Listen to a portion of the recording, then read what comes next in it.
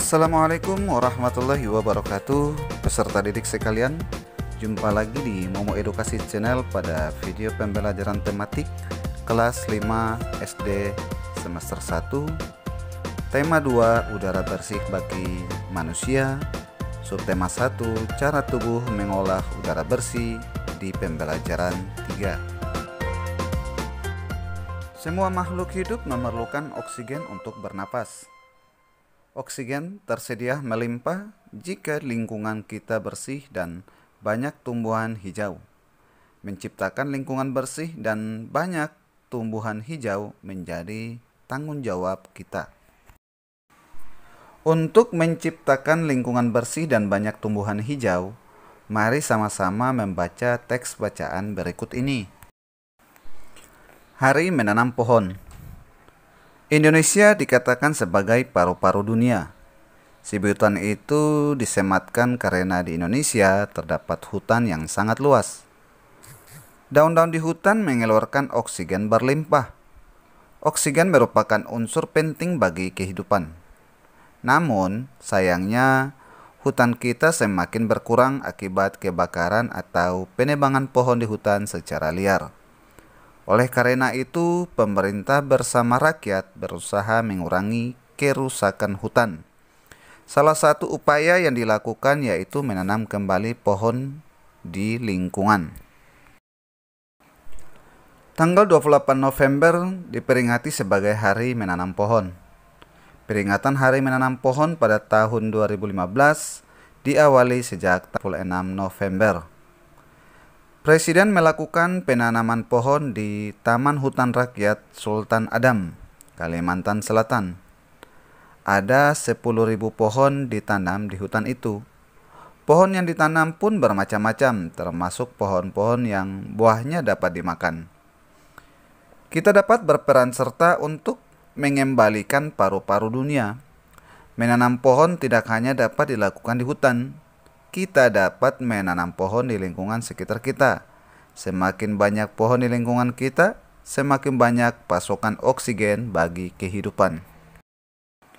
Kamu telah membaca bacaan Hari Menanam Pohon.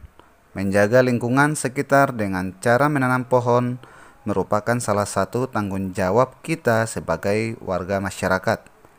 Semua warga masyarakat mempunyai tanggung jawab dalam menciptakan kenyamanan dan keamanan lingkungan tempat tinggalnya.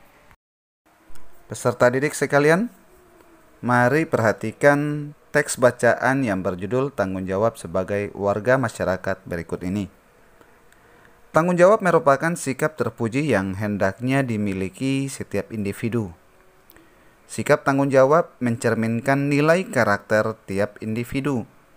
Jadi, karakter seorang tercermin dalam sikap tanggung jawabnya, baik terhadap diri sendiri, orang lain, masyarakat, maupun bangsa dan negara. Apa makna tanggung jawab dan apa saja jenis tanggung jawab sebagai warga masyarakat? Samakah tanggung jawab dengan hak dan kewajiban sebagai warga masyarakat? Orang yang bertanggung jawab dapat dikatakan sebagai orang yang berkarakter. Perhatikan uraian berikut ini. 1. Tanggung jawab sebagai warga masyarakat. Tanggung jawab melekat pada diri setiap manusia dimanapun ia berada, termasuk dalam masyarakat. Bagaimanakah makna tanggung jawab sebagai warga masyarakat? Untuk memahami makna tanggung jawab sebagai warga masyarakat, secara urut perlu kamu pahami pengertian tanggung jawab itu sendiri, pengertian masyarakat, dan baru memahami makna tanggung jawab sebagai warga masyarakat berikut ini. A. Pengertian tanggung jawab. Tanggung jawab merupakan salah satu nilai karakter bangsa yang diharapkan tertanam pada setiap individu, terutama peserta didik. Tanggung jawab adalah sikap dan perilaku seseorang untuk melaksanakan tugas dan kewajibannya yang seharusnya dia lakukan, baik terhadap diri sendiri, keluarga, masyarakat, lingkungan atau alam sosial dan budaya, negara maupun Tuhan Yang Maha Esa. Menurut Kamus Umum Bahasa Indonesia, tanggung jawab adalah keadaan wajib menanggung segala sesuatunya. Setiap individu mempunyai tanggung jawab karena tanggung jawab bersifat kodrati, yaitu menjadi bagian dari kehidupan manusia. Jadi, setiap individu mempunyai tanggung jawab. Tanggung jawab setiap individu meliputi berbagai jenis sebagai berikut. 1. Tanggung jawab terhadap diri sendiri. Tanggung jawab terhadap diri sendiri menurut kesadaran setiap orang untuk memenuhi kewajibannya sendiri dalam mengembangkan kepribadian sebagai manusia pribadi. Dengan demikian, bisa memecahkan masalah-masalah kemanusiaan mengenai dirinya sendiri.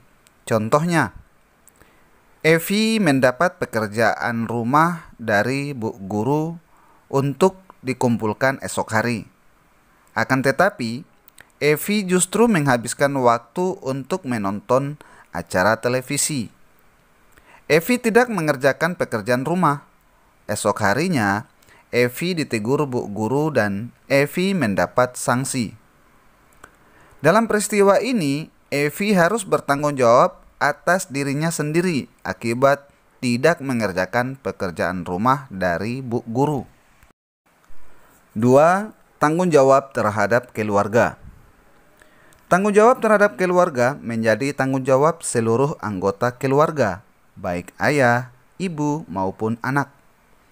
Dalam sebuah keluarga, tanggung jawab anggota keluarga menyangkut upaya menjaga nama baik keluarga, meningkatkan kesejahteraan keluarga, dan menjaga keselamatan. Contohnya, seorang ayah bekerja keras untuk menafkahi anggota keluarganya dan demi memenuhi kebutuhan pendidikan anaknya. Ayah tersebut telah melaksanakan tanggung jawabnya sebagai kepala keluarga. Jika kamu sebagai seorang anak bersikap disiplin dan sungguh-sungguh dalam belajar, berarti kamu melaksanakan tanggung jawab terhadap keluarga. 3. Tanggung jawab terhadap masyarakat. Tidak ada seorang pun yang bisa hidup sendiri tanpa bantuan orang lain. Hal ini sesuai dengan kedudukan manusia sebagai makhluk sosial. Atas dasar kebutuhan ini, seseorang melakukan komunikasi dengan orang lain sehingga terbentuklah masyarakat.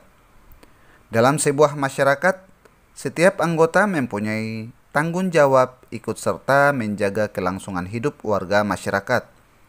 Oleh karena itu, segala tingkah laku dan perbuatan setiap anggota masyarakat hendaknya dapat dipertanggungjawabkan kepada masyarakat.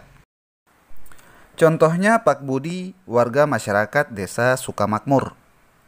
Pada hari Minggu, Pak Budi berencana pergi berlibur bersama keluarganya ke pantai. Akan tetapi, pada hari Minggu yang sama, warga masyarakat Desa Sukamakmur akan mengadakan kerja bakti membersihkan selokan. Pak Budi sebagai warga masyarakat memutuskan untuk menunda acara berliburnya bersama keluarga, karena Pak Budi harus ikut bekerja bakti. Tindakan Pak Budi tersebut mencerminkan sikap tanggung jawab sebagai warga masyarakat. 4. Tanggung jawab terhadap bangsa dan negara. Setiap orang yang tinggal dan menetap dalam sebuah negara akan terikat oleh aturan-aturan hukum dalam sebuah negara. Oleh karena itu, segala pikiran, perbuatan, tindakan, dan tingkah laku manusia harus sesuai dengan norma-norma atau aturan-aturan yang berlaku dalam negara setempat. Individu sebagai warga negara hendaknya dapat mempertanggungjawabkan segala tindakan dan tingkah lakunya kepada bangsa dan negara. Contohnya, anggota tim nasional bulu tangkis Indonesia berusaha sekuat tenaga untuk mengharumkan nama bangsa Indonesia. Mengharumkan nama bangsa Indonesia di mata dunia menjadi tanggung jawab setiap warga negara Indonesia. Dan yang kelima adalah tanggung jawab terhadap Tuhan. Tuhan menciptakan manusia sebagai makhluk yang paling sempurna, mempunyai akal dan pikiran. Oleh karena itu, Tuhan menurunkan ajaran berupa perintah dan larangan bagi makhluknya, khususnya bagi manusia. Manusia bertanggung jawab untuk beribadah, menjalankan perintah Tuhan dan menjauhi larangannya. Jadi, contoh tanggung jawab manusia terhadap Tuhan Yang Maha Esa antara lain beribadah sesuai ajaran agama yang dianut. B. Pengertian masyarakat. Di atas telah kamu pahami tentang bentuk tanggung jawab individu terhadap masyarakat. Apa yang disebut masyarakat? Menurut Kamus Besar Bahasa Indonesia, masyarakat adalah sejumlah manusia dalam arti seluas-luasnya dan terikat oleh suatu kebudayaan yang mereka anggap sama. Jadi, dalam sebuah masyarakat terdapat aturan-aturan yang harus dipatuhi oleh setiap warga masyarakat. Pelaksanaan kewajiban mematuhi aturan-aturan dalam masyarakat ini menjadi tanggung jawab setiap warga masyarakat. Dan yang terakhir adalah C. Tanggung jawab sebagai warga masyarakat. Berdasarkan pengertian tanggung jawab dan masyarakat dapat disimpulkan makna tanggung jawab sebagai warga masyarakat. Tanggung jawab sebagai warga masyarakat adalah tugas dan kewajiban yang harus dilaksanakan seseorang dalam kedudukannya sebagai warga masyarakat. Hidup bersama dalam masyarakat berarti hidup dengan orang lain dalam suatu tempat tertentu dan mempunyai kepentingan tertentu. Hidup bersama dalam masyarakat sangat penting karena Tuhan menciptakan manusia untuk saling melengkapi, saling membantu, dan saling mengayomi. Setiap orang tidak bisa hidup tanpa orang lain. Sejak dalam kandungan sampai mati, setiap orang membutuhkan pertolongan orang lain. Kamu akan bahagia jika kamu bisa menjalin hubungan baik dengan orang lain dalam lingkungan masyarakat. Untuk menjaga hubungan baik dalam kehidupan masyarakat, setiap anggota masyarakat hendaknya sadar akan tanggung jawabnya sebagai warga masyarakat. Dari bacaan Hari Menanam Pohon, ada kalimat hutan kita semakin berkurang akibat kebakaran atau penebangan pohon di hutan secara liar. Ada kebakaran hutan yang dilakukan secara sengaja oleh orang-orang tak bertanggung jawab. Mereka membakar hutan untuk membuka lahan bagi usaha perkebunan mereka. Penebangan pohon di hutan juga banyak dilakukan oleh orang-orang yang tidak bertanggung jawab. Mereka menebang pohon-pohon itu untuk dijual kembali, padahal seharusnya pohon-pohon yang akan digunakan untuk industri harus diambil dari hutan tanaman industri atau HTI. Pemerintah memberikan hak pengelolaan HTI kepada para pengusaha. Para pengusaha itu harus mematuhi aturan yang ditetapkan. Aturan itu misalnya umur pohon yang boleh ditebang dan penanaman kembali apabila pohon ditebang. Perhatikan gambar kerajinan dari batang pohon pada cuplikan ini. Batang pohon memang mempunyai banyak kegunaan. Banyak pengrajin yang memanfaatkannya sebagai sumber penghasilan. Mereka membuat beraneka barang kerajinan, lalu menjualnya dengan harga tinggi. Selain jenis-jenis usaha seperti yang ada di lingkungan sekitarmu, masih ada jenis usaha lain. Jenis usaha apakah itu? Mari baca bacaan berikut untuk mengetahui berbagai jenis usaha. Jenis usaha ekonomi masyarakat. Kondisi geografis Indonesia beragam. Ada wilayah daratan dan ada pula wilayah perairan. Kondisi geografis yang beragam menyebabkan beragam pula jenis kegiatan ekonomi masyarakat. Keragaman ini disesuaikan dengan kondisi alam atau geografi suatu wilayah. Kegiatan ekonomi tersebut bertujuan memenuhi kebutuhan hidup masyarakat. Agar tercipta kehidupan yang nyaman, setiap penduduk perlu menghargai jenis kegiatan ekonomi penduduk lainnya. Amatilah jenis kegiatan ekonomi di lingkungan daerah sekitarmu. Ada yang bekerja di lahan persawahan, ada yang beternak ayam petelur atau ayam pedaging, ada yang berdagang di pasar, ada yang bekerja di sektor industri, ada pula yang membudidayakan ikan di kolam. Kegiatan ekonomi masyarakat ini bertujuan memperoleh pendapatan. Selanjutnya, pendapatan tersebut digunakan untuk memenuhi kebutuhan hidup. Apa yang dimaksud dengan kegiatan ekonomi? Kegiatan ekonomi adalah semua kegiatan yang dilakukan manusia untuk memenuhi kebutuhan hidupnya. Jika dicermati, kegiatan ekonomi dilakukan dengan memanfaatkan sumber daya alam. Sebagai negara kepulauan, Indonesia dikaruniai sumber daya alam melimpah. Karena ini sudah sepantasnya kamu syukuri dengan memanfaatkan secara bijak. Pemanfaatan sumber daya alam tersebut dapat dilihat pada berbagai bidang usaha. 1. Agraris. Indonesia dikenal sebagai negara agraris. Sebutan ini disebabkan banyak penduduk bermata pencarian sebagai petani. Usaha agraris meliputi kegiatan pertanian dan perkebunan. Sektor usaha agraris terdapat di daerah pedesaan dan pegunungan. Berbagai jenis tanaman tumbuh subur dan menghasilkan banyak bahan pangan. Hasil pertanian dan perkebunan antara lain padi, jagung, ubi, kedelai, sagu, umbi-umbian, sayuran, dan buah-buahan. Bagaimana cara meningkatkan hasil produksi sektor agraris? Ada banyak cara yang dapat dilakukan, diantaranya melalui intensifikasi, eksentifikasi, diversifikasi, rehabilitasi, dan mekanisasi. Perkebunan adalah kegiatan penanaman lahan dengan tanaman keras dengan umur lebih dari 6 bulan. Tanaman perkebunan mencakup tanaman musiman dan tanaman tahunan. Tanaman musiman berumur pendek, misalnya tanaman tebu, tembakau, dan rosella. Tanaman tahunan berumur panjang, misalnya tanaman kelapa sawit, kopi, cengkih, teh, karet, cendana, lada, dan kayu putih. Hasil perkebunan di Indonesia menjadi komoditas unggulan ekspor. 2. Peternakan. Peternakan adalah kegiatan usaha budidaya hewan yang diambil hasilnya. Hasil peternakan terdiri atas daging, telur, susu, kulit, dan bulu. Jenis peternakan dapat dibedakan sebagai berikut. A. Peternakan hewan kecil, misalnya kelinci, kambing, domba, dan biri-biri. B. Peternakan hewan besar, misalnya sapi, kerbau, dan kuda.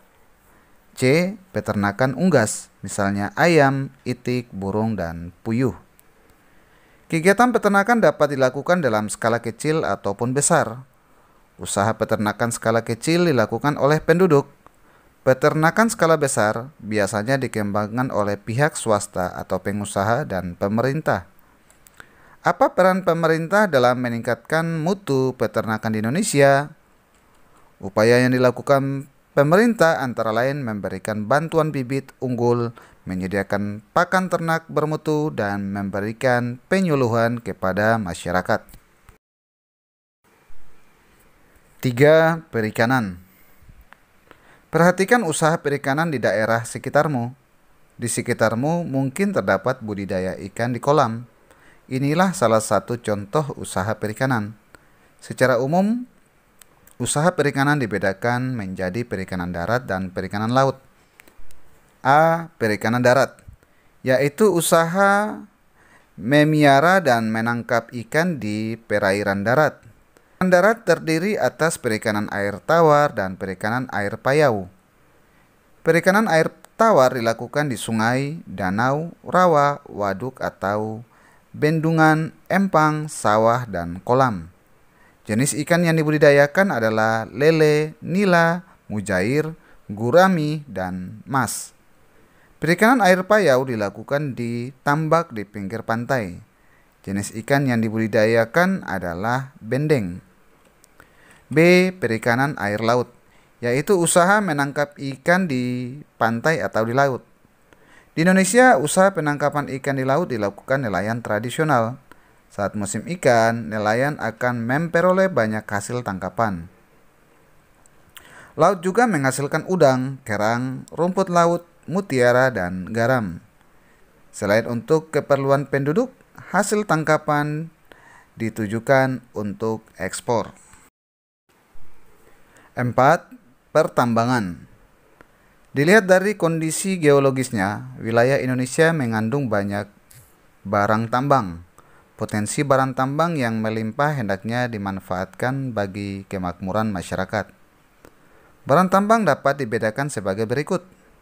A. Barang tambang mineral logam, misalnya emas, perak, tembaga, timah, bauxit, dan nikel. B. Barang tambang mineral non-logam, misalnya belerang, gipsum, marmer, dan batu gamping. C. Barang tambang sumber energi, misalnya minyak bumi, batu bara, dan gas alam. Barang tambang di Indonesia termasuk sumber daya vital. Pemanfaatannya ditujukan bagi kemakmuran masyarakat Indonesia. Jika dieksploitasi terus-menerus, ketersediaan barang tambang akan cepat habis. Oleh karena itu, pemanfaatan barang tambang dilakukan dengan bijak dan memperhatikan kelestariannya. Contoh perusahaan yang mengeksploitasi barang tambang di Indonesia antara lain PT Pertamina, PT Aneka Tambang, PT Freeport Indonesia, dan PT Chevron Pacific Indonesia. Yang kelima adalah kehutanan. Dahulu hutan Indonesia bagaikan hamparan karpet hijau dilihat dari udara. Hutan Indonesia berperan penting sebagai paru-paru dunia. Hutan juga berfungsi sebagai tempat berkembangnya berbagai fauna. Dari segi lingkungan, hutan menjadi daerah resapan air hujan. Sayangnya, saat ini luas hutan Indonesia semakin sempit. Tidak lagi terlihat hamparan karpet hijau dari udara ketika melintas wilayah Indonesia. Ini tidak lepas dari alih fungsi lahan hutan untuk kawasan permukiman dan perkebunan. Apa akibat dari menyempitnya kawasan hutan Indonesia? Kondisi ini dapat menyebabkan bencana banjir bandang ataupun tanah longsor. Untuk meminimalisasi terjadinya bencana, kawasan hutan perlu dihijaukan kembali. Pembalakan liar harus dicegah agar hutan tidak semakin rusak. Jika hutan Indonesia kembali hijau, hasil hutan kembali melimpah. Hasil hutan Indonesia antara lain kayu jati, meranti, ulin, damar, dan rotan. 6. Perdagangan. Perdagangan adalah kegiatan membeli barang dagang dan menjualnya kembali kepada konsumen. Kegiatan perdagangan muncul ketika kemampuan manusia atau suatu negara menyediakan barang kebutuhan bersifat terbatas. Akhirnya, terjadi saling ketergantungan dalam memenuhi barang kebutuhan. Melalui kegiatan perdagangan, pedagang akan memperoleh keuntungan dari selisih harga jual dan harga beli. Kegiatan perdagangan tidak hanya mencakup satu daerah atau satu negara, akan tetapi kegiatan perdagangan dapat dilakukan antar negara. Secara ekonomi, kegiatan perdagangan antar negara ditandai dengan ekspor, impor. Ekspor adalah usaha menjual barang dari dalam negeri ke pasar luar negeri. Impor adalah usaha memasukkan barang dari negara lain ke pasar dalam negeri. Dan yang terakhir adalah perindustrian. Perindustrian adalah kegiatan mengubah bahan mentah menjadi barang setengah jadi atau barang jadi. Bahan mentah diperoleh dari melimpahnya sumber daya alam. Usaha industri dapat dilakukan secara perorangan atau kelompok. Usaha industri dapat dikelompokkan industri rumah tangga, home industry, industri sedang, dan industri besar. Contoh industri di Indonesia adalah industri makanan dan minuman, kosmetik, obat-obatan, garmen, serta elektronik.